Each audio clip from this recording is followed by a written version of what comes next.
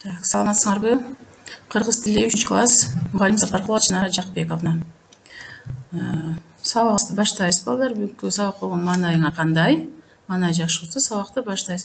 Бүгүнкү сабагыбыздын темасы энчилүү зат атоочтор. Балдар, энчилүү зат атооштор деп аталат.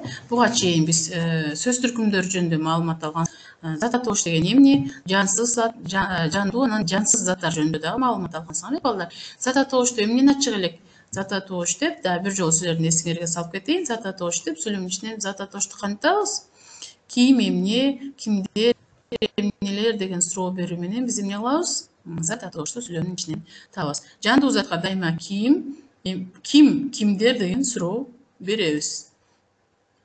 Анда эмесе балдар, сабактын максаты менен таанышып алайык. Бүгүнкү сабакта сүйлөмдүн ичинен жандуу жансыз зат атоошду таба алабыз.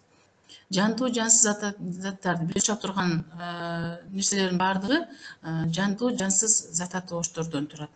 Мисалы, эмне, китеп, эмне, парта, эмне, калем деген жансыз зат атоошторго биз эмне кылабыз? Суроо беребиз. Жандуу зат атоошторго жаңы эле айтып кеттим. Ким, кимдер деген сурообуз. Ким? Анара, ким? Чынара, ким? Асан, кимдер? Балдар, кимдер? Кыздар, кимдер? Адамдар деген суроолорду беребиз.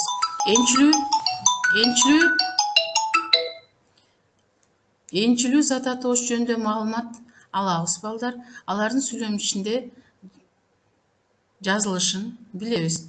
Текстин ичинен энчилүү зат атоошту табабыз. Анда эмесе балдар, көңүл бурабыз. Сүрөттөн биз кимди көрүп турабыз? Карагыла, сүрөткө көңүл бургула, балдар. Сүрөттө Чыңгыз Айтматов, анан Саякбай Каралаев. Чыңгыз Айтматов экөө тең белгилүү адамдар. Чыңгыз Айтматовдун кече жакында эле 12 декабрда Чыңгыз Айтматовдун туулган күнү болду. 1928 жылы Талас областына караштуу Кара Бара району Шекер айылында төрөлгөн, жарык дүйнөгө келген. Эгерде көзү тирүү болгондо 92 жашка чыкмак. Анан кийин Саякбай Каралаев биздин улуу манасчылардын бири. Бул экөөнүн айтканда эки инсанды алдым. Эми балдар, бүгүнкү темага булардын кандай байланышы бар деп ойлойсуңар?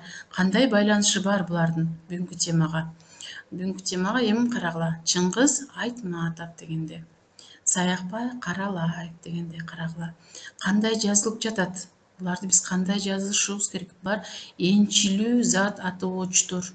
Мисалы, сенин атың, фамилияң, мына бул жерде Чыңгыз аты, Айтматов фамилиясы, Саякбай аты, Каралаев фамилиясы. Эми карагыла, бул туура жазылганбы, балдар? Энчилүү зат атооштор кандай жазылат деп ойлойсуңар? Кандай жазылышы керек энчилүү зат атооштор? Энчилүү зат атооштор кандай жазылат ойлоносуз? Туурабы? Бул туура эмес, балдар. Энчилүү зат атооштор эмне болот? Кандай жазылат, балдар? Кимде ким тапкан болсо, азаматсыңар, балдар. Чыңгыз Айтматов, Саякбай Каралаев, булардын баардыгы баш тамга менен жазылат, балдар. Мынакей сүйлөмдүн ортосунда болобу, аягында болобу, булар эмне? Баш тамга менен жазылат. Энчилүү зат атооштор. Бул ким? Бул Чыңгыз Айтматов. Бул ким? Бул Саякбай Каралаев. Түшүнүктүү болуш керек. Энчилүү зат атооштор жөнүндө айтып атабыз. Эми карагыла, балдарды көрүп атабыз биз. Мынакей балдар. Бала менен кыз. Булардын мынакей Сапаров Руслан, Асанова Айнура экөөнүн тең. Мисалы, Руслан деген атоосу баш тамга менен жазылды. Сапаров фамилиясы баш тамга менен жазылды. Айнура баш тамга, Асанова фамилиясы баш тамга менен жазылды. Ошондо биз өзүбүздүн аты жөнүбүздү, фамилиябызды, атабыздын атын, апабыздын атын, чоң энебиздин атын эмне кылат экенбиз? Кайсыл жерде, сүйлөмдүн кайсыл жеринде болбосун, алар энчилүү зат атоош болгондуктан биз баш тамга менен жазат экенбиз. Андан кийин мынакей Талас облусу, бул жер суунун аты. Кыргызстанда 7 область бар. Булар Талас облусу, Ош облусу, Жалал Абад облусу, Баткен облусу, ысык көл облусу, Нарын облусу деп, Жети Дубан деп коет область. Мынакей. Бул дагы кандай жазылат экен? Жер суунун аты мына. Таласка, бул Таластын кире бериш жери балдар. Талас облусу. Облус деген кичекей, Талас деген жер суунун аты болгондуктан эмне? Баш тамга менен жазат экенбиз балдар. Бул жерден эмнени көрүп турабыз биз? Сүрөттөн балдар карагыла. Сүрөттөн биз Кыргызстандын Борбор шаары Бишкекти көрүп турабыз. Желегин көрүп атабыз, Кыргызстандын Айкөл Манас Баатырды көрүп турабыз, эстелигин көрүп атабыз. Бишкек шаары деген. Бул да энчилүү жер суунун аты Бишкек дегенде эмне? Баш тамга менен жазабыз. Бул энчилүү зат атоочу. Андан тышкары газета, журналдардын аттары дагы баш тамга менен жазылат балдар. Супер инфо. Супер деген бул эмнен? Газетанын аты. Ошол себептен бул эмне болду? Баш тамга менен жазылды. Китеп, газета, журналдардын аттары баш тамга менен. Кайсы сүйлөмдүн кайсы жеринде болбосун балдар, баш тамга менен жазылат. Анда эмесе теманы өзүнө келейик кана. Адамдарга, айбанаттарга, жер сууларга жана башка нерселерге коюлган жеке аттары энчилүү зат атооштор деп аталат. Адамдарга, айбанаттарга, жер сууларга коюлган жеке аттар энчилүү зат атооштор деп аталат. Энчилүү аттар баш тамга менен башталып жазылат. Мисалы карагыла, Эрмек адамдын аты энчилүү ат, Бишкек жер суунун аты энчилүү ат, Ысык көл жер суунун аты, Кумайык иттин аты мынакей баш тамга менен жазылат. Байчечекей журналы, журналдын аты тырмакчага алынып, тырмакча ачылып, кайра жабылып, Байчечекей деген баш тамга менен жазылат балдар. Эми көнүгүшүнө өтөбүз балдар. Энчилүү көнүгүш эмес, мындайча айтканда сөз оюну деп коелук. Буну биз энчилүү аттар боюнча буга чейин маалымат алдык да, жакшы эле балдар. Жакшы маалыматтарды алдык. Эми энчилүү аттар боюнча сөз оюнун ойнойбуз. Энчилүү аттар боюнча кандай сөз оюну ойносок болот экен? Мына бул жерде Манас деген, Манас Баатырдын аты турат, жолсу жалпы эле бизде деле Манас деген аттар коюлган, Манас Сингвейн түрүндөгү оюн болуп атат. Мыдан башталган кандай энчилүү аттарды биз билебиз балдар? Марат, Махабат, Математика, Москва. Марат деген адамдын аты, Махабат деген кыздын аты, Математика бул китептин аты, тырмакчанын баш тамга менен жазылат. Москва бул жер суунун аты.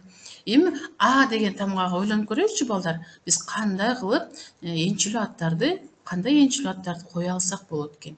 Эгерде ойлонуп кимде ким тапкан болсо да балдар, азаматсыңар. Мынакей.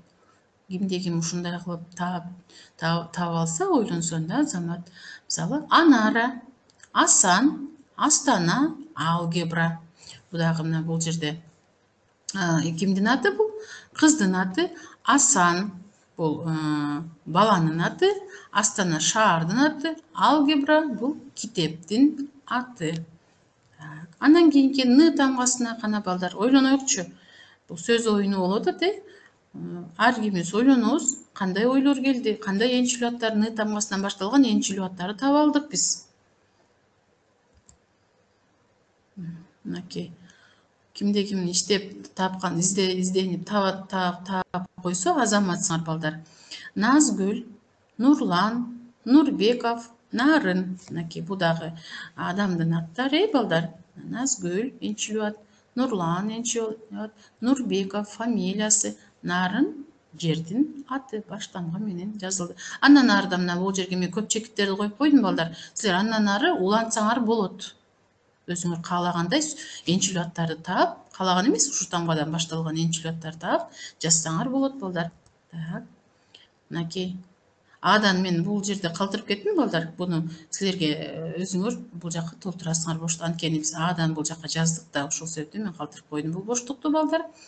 Салтанат, Самат, Сулайман Тоо. Салтанат бул дагы энчилүү ат, Самат энчилүү адамдын аты, Сулайман Тоо жер суунун аты, балдар. Андан ары мына көп чекит турат, өзүңөр улантасыңар.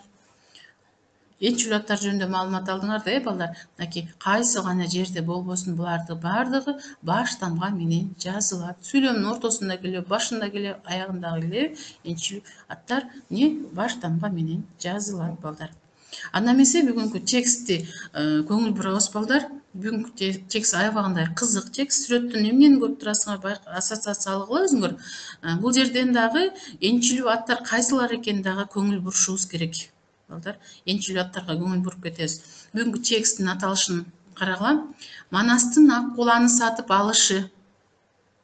Мынакей бул кыргыздын боз үйү Байжакып, Манастын атасы. Мен силерге маалымат берип кетейин. Манас, бул дыйкан, мынакей бул мына эс алып жаткан чоролордун бири. Анда эмесе текстке көңүл бурайык, балдар. Бул Манас баатыр Манастын ак куланы сатып алышы деген текст берилиптир. Манастын өзүнүн минген аты ошол ак куланы илгерки убакта жана адамдар жоого салгылашууга чыкканда ошол баатырдын аты эмне болуш керек болгон? Аябагандай мыкты болсо, алар сөзсүз түрдө жеңиш менен келген. Ошол себептен алар эң биринчи атты аябагандай карашкан. Мына Манас ак куланы, Манас баатыр ак куланы кантип сатып алган? Ошол көңүл бурабыз. Таласка келгени Байжакып хан Жакып атка конгон. Анын малга кароолугу ого бетер ашынган эле. Ордо атып, мөйрөнү тай сайып, таң тамашага баткан Манаска келип чаң салды. Жылгага жылкым толо ордо бээңди сойдуң. Мүлкүмдү чачып, күлкүмдү көбөйдүң. Күйдүргүм аны бүйт белем, кокой. Бул сөздү уккан Манас атасына катуу таарынып, башка жакка кетмекчи болду. Караан калган атамдан кан башым менен күндө 3 убак жем уккуча дайынсыз жоголгон 8 уялашын издейин. Өзүмө караан болор табайын деп эл уйкуда жатканда таластан аттанып чыкты. Анжыянды артып боз талаага келгенде Манаска ак сакалчан карыя жолукту. Манас кубанып кетти. Алаболошуп жер айдап, кочуштап үрөбүн себишти. Чал кош өгүз жетелесе, Манас буурусун кармайт. Айдоону тегиз бүтүп, Манас алп уйкуну салды. Бир маалда чоочу койгонсо, буудай кызарып бышып калыптыр. Буга аң-таң болуп турганда, Абышка мындай деди. Кабыланым, биз эми кыяматтык дос болдук. Бул буудайды сен ал. Астыңдагы тулпарыңды адалга сатып алганың оң. Лоб дарыянын боюнда карача кандын сан жылкысынын ичинен куу байтал кайыптан кулун туулган. О, Манасым, нээр атыңды Аккула койдум. Сага беттешкен душман оңбосун, жолуң шыдыр болуп, кызыр колдосун, жалгыз башың өзүңө тете кырк болсун береним, деп бата берип, Баба Дыйкан көздөн кайып болду. Балдар, эми азыр бул жерден текстти түшүндүк да, текст жанагы Манастын атасы Байжакып 6 айдан аябагандай байып келген.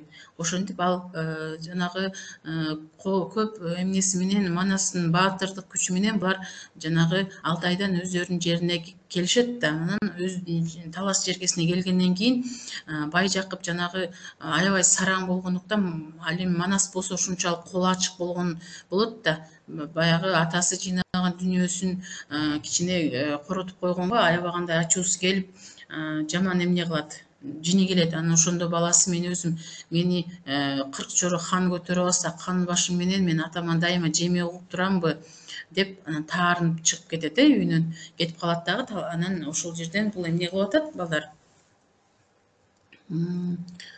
Каяка кеткендиги жөнүндө айтылып атат, бул каердеги, кимге жолукту, анан эмне кылды. Мына бул жерде бул Баба Дыйканга жолугуп, Манас экөө бул жерде атасына таарынып кетип калгандыгы.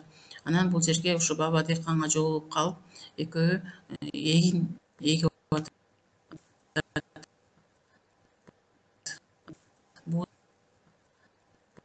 буудай эгип анан манас уктап турган жери болуп калыптыр.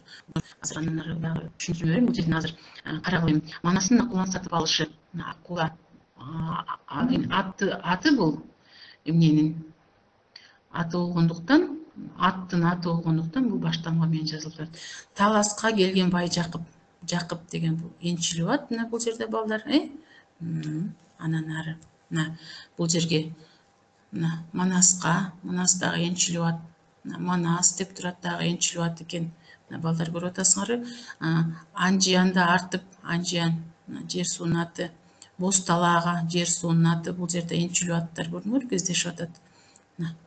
Карап атасыңар, анан бул буудай сен ал деп жанагы баба дыйкан берип атат буларга. Экөөсү түбөлүк дос болуп, Лоп дарыянын боюнда Карача хандын сан жылкысынын ичинен Куу Байтал Кайыптын кулун тууган дейт. Мына Куу Байтал, Куу Байтал деп ат айтылып атат.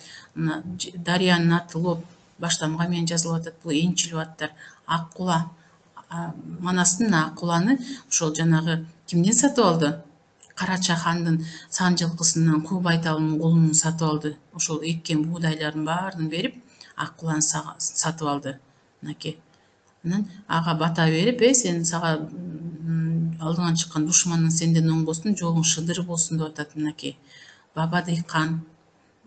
Балдар, энчилип аттар бул жерде аябагандай көп. Кимде ким жетишсе жазып отурсаңар болот балдар. Эми окуя, каармандар, окуя болгон жер, окуя болгон мезгил. Окуя кайсыл жерде болду? Окуя бул Манас атасынан кетип калды, таарынып. Каармандар ким? Байжакып, Манас баатыр, анан жанагы баба дыйкан. Окуя болгон жер. Окуя кайсыл жерде болду?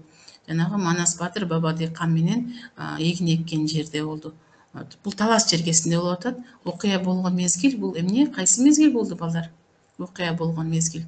Бул жанагы баба дыйканга жолугуп, эгин эгип, ошол жерден жана Аккуланы сатып алган жердин орчундуу окуясы деп түшүнсөңөр болот. Бул жерде каармандар Байжакып, Манас баатыр, баба дыйкан. Окуя Манастын Аккуланы сатып алышы. Окуя талас жергесинен Манас таарынып кетти, дагы бир жолу айтып атам. Анан эмне болду? Аккуланы ошол таарынып кетип, таарынычынын негизинде эмне сатып алды балдар. Эми суроолорго көңүл бурайык. Манас баатырдын атасын сүрөттөгүлө дейт. Манас баатырдын атасын кантип сүрөттөйбүз? Бул эмне үчүн баласын аябай урушуп, сен менин дүйнөмдүн баардыгын чачып атасың, эмнеге сен мындай менин дүйнөмө дайым жок кыла бересиң деп айтып урушуп атат, экөө. Ошондо Манас баатырдын атасы Байжакып эмне болгон экен? Өтө сараң адам болгон экен. Мындайча айтканда, сараң дегенди кандай түшүнөбүз? Көп мал мүлкүн чача бербеген, ары бери жөнү жок кылбаган адамдар экен, сараң деп түшүнөбүз. Эмне үчүн Манас атасына таарынды? Эмне үчүн балдар таарынды? Ойлоноелучу. Анткени атасы сен менин канча кыйналып жыйнаган малымдын баардыгын жок кылып атасың деди. Аксакалчан карыя ким эле? Ал баба дыйкан болчу. Ал Манаска эмнени сунуштады? Ал карыя Манаска эмне деди? Жанагы Аккуланы сатып алганын сунуштады. Манас эмне себептен таң калды? Эмнеге таң калды ал? Ал уктап турганча эле жанагы буудайдын бышып калганына таң калды. Бул жерде сыйкырчылык өнөрү да байкасак болот. Манастын аты Аккула деп эмне үчүн аталыптыр? Анткени ал деген эмне? Жанагы эң мыкты жанагы жылкыларды баккан эмеден сатып алгандыктан Аккула деп аталды. Куу Байталдын тугумунан болгондуктан Аккула деп атап койду балдар. Түшүнүктүү болуш керек бүгүнкү тема. Бүгүн биз энчилүү зат атооштор жөнүндө маалымат алдык. Бул жерде дагы суроолорду карасаңар, Манас энчилүү ат, мынакей. Булар дагы Аккула, Манастын сатып алган атынын аты баштамга менен жазылып турат. Булардын сүйлөмдүн ортосунда келсе дагы биз эмне кылат экенбиз? Баштамга менен жазат экенбиз. Анда эмесе балдар, үйгө тапшырма алабыз. Үйгө тапшырма энчилүү аттарды колдонуп сүйлөм түзөбүз. энчилүү аттарды каалаган эле жеңил өзүңөргө ылайыкталган сүйлөмдөрдү түзөсүңөр балдар.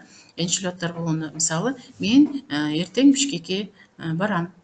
Бул жерде энчилүү зат атоочу кайсы болот? Бишкек болот.